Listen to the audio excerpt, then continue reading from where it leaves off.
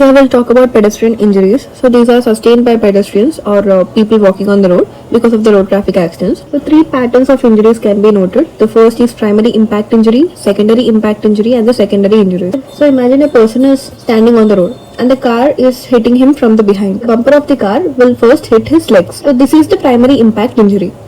Now because of this force he may jump onto the car and he may fall on this windshield. Now he may sustain some more injuries which are secondary impact injuries. Or in another scenario where the person is standing and the car is coming and hitting him and he may fall onto the ground. After falling onto the ground he may sustain some grazed abrasions or fractures which leads to secondary injury. So let us study in detail. The first thing is primary impact injuries. So these indicate the part of the body which has been struck first by the vehicle. The vehicle, when it is coming in contact with the body, the part which is first struck by the vehicle is the primary impact injury. And also the point of contact or the point of injury depends upon orientation of the victim. If he is facing the car, then you can see the injuries on front of the legs. Facing away from the car, you can see the injuries on back of his legs likewise. The position of injuries will also be modified by some factors, like for example speed. If the speed is low, the injuries are very low. If the speed is very high, then the injuries will also be a higher level.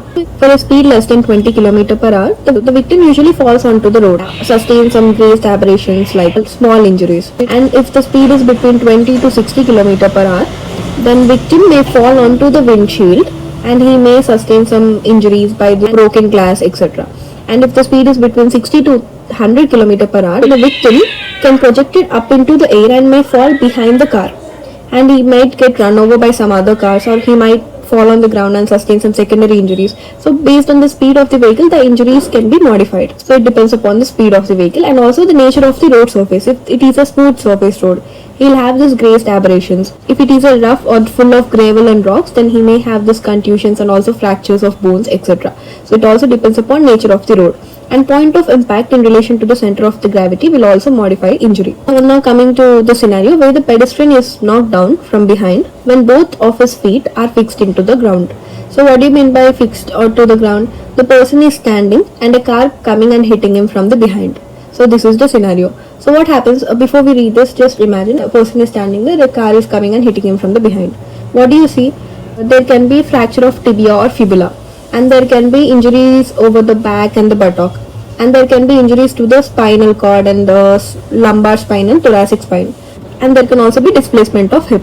They may drive the femoral head through the acetabulum. So stretch type of lacerations can be seen. The second point, instead of car, if he is hit by any truck or bus, what will happen? We'll see. What is happening?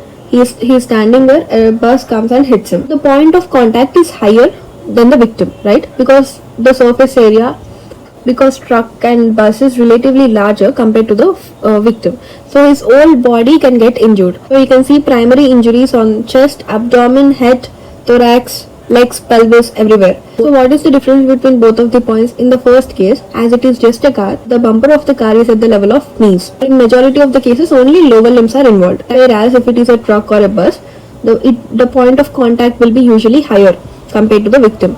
Then whole body can get injured like head, chest, abdomen. Now all these are considered as primary impact injuries if it is a truck or a bus.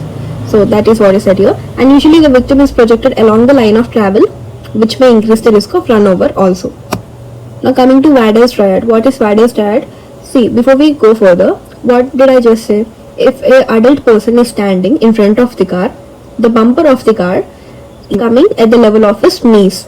Whereas if it is a kid, the bumper of the car comes at the level of the pelvis of the kid, right?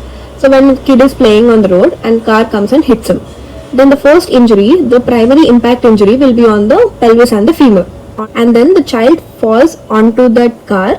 The secondary impact injuries will occur on the chest and the abdomen. Later, with that force of the car, he jumps and falls back onto the ground, where he hits his head on the contralateral side.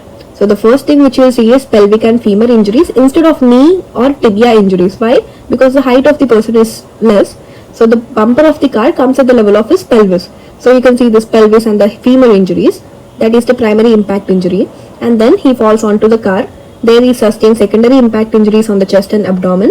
He jumps and falls back onto the ground where he sustains secondary injuries on the contralateral head. So this is Waddell's triad. The person is being stuck from behind and feet are not firmly on the ground. So the first picture, when the car is hitting that green color shirt person, he roll over the car and his feet are upward and backward and his head is on the windshield. His head is sustaining secondary impact injuries by striking against the windscreen. Feet will fall backward and may be propelled upwards and backwards, and head will sustain secondary impact injury by striking against the windshield. Hint is, see the second picture. The victim can also be scooped up or fall to one side and may sustain head injuries by striking the ground and falling.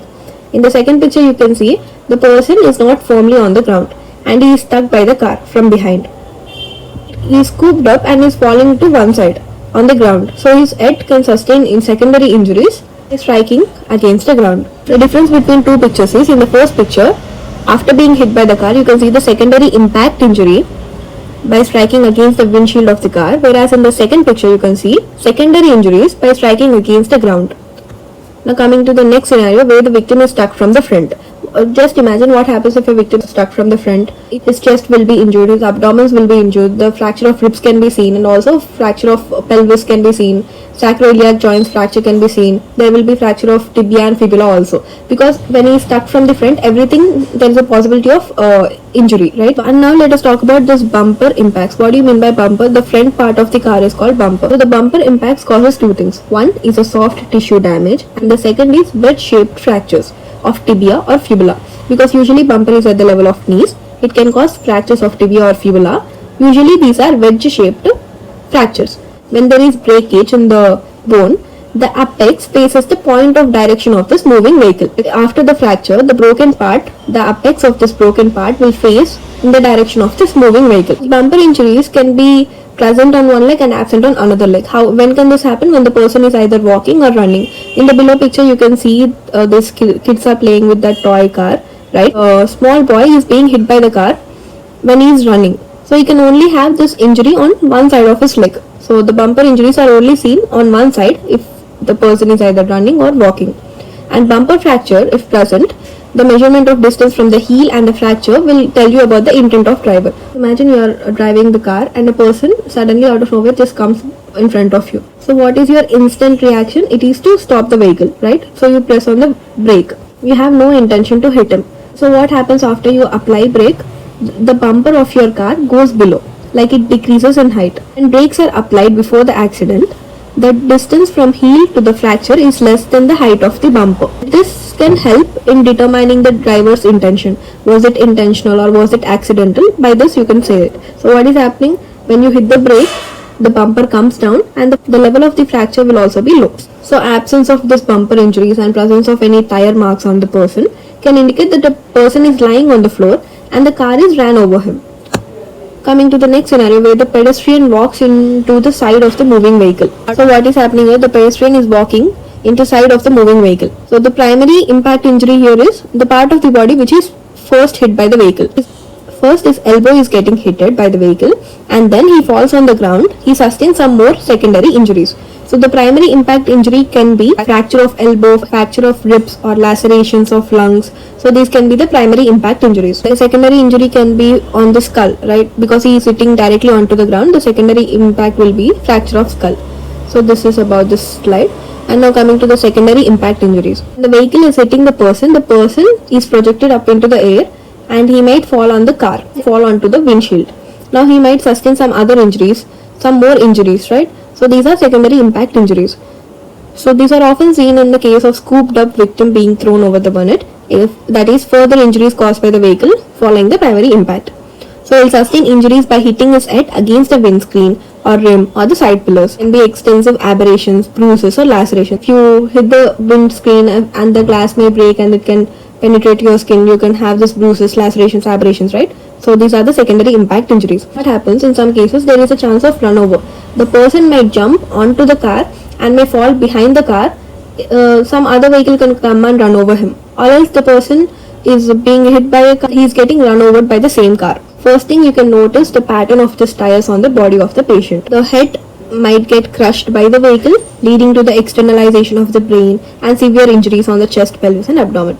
And the third thing which you can see is fractures of multiple ribs and also a flail chest with rupture of internal organs, fracture of spine, sternum and ribs can be seen. So the three things to note down in a run-over case is tire patterns, crushing of head can lead to externalization of brain, and third thing, flail chest or crushing of internal organs.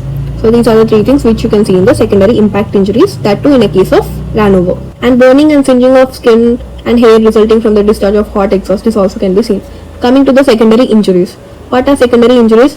When the body parts are striking the ground following the primary impact. So if a person is hit by a fast moving car, he might fall on the ground with such a force that he might break his skull. Fractures of spine, fractures of ribs, fractures of legs, limbs, everything. Because he is being dragged onto the ground because of the moving force of this vehicle, he can have this brush burns. These are aberrations, lacerations or bruises on the bodies. So the third thing which you can see is brain damage because of the counter coup injury. So these are the secondary injuries. This is about injuries. Bye.